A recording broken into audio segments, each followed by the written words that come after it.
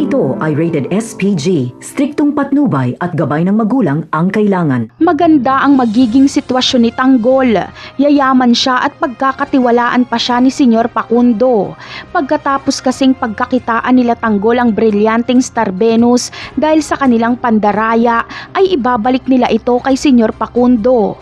Milyones ang napanalunan nila Tanggol at makukuha niya pa ang tiwala ni Senyor Facundo. Si Tanggol na ang ipapalit ni Senyor Facundo kay Madonna. Pareho na ang posisyon ni Marcelo at Tanggol.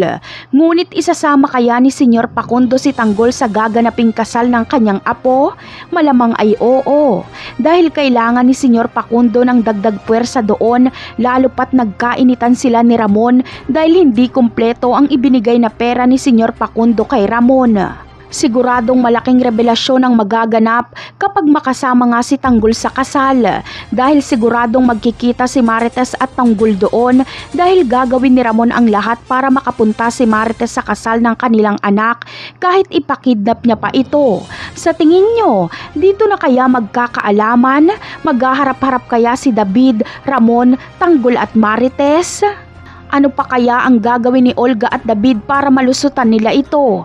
Dito na rin kaya malalaman na si David ang pumatay kay Bubbles at si Olga ang pumatay kay Mokang? Siguradong malaking gulo ito dahil papalag si Olga. Siguradong hindi matatanggap ni Tanggol si Ramon bilang ama, lalo pat ito ang asawa ng pinakamamahal niyang si Mokang. Napakarami pa nating dapat abangan sa mga susunod na episode. Paalam!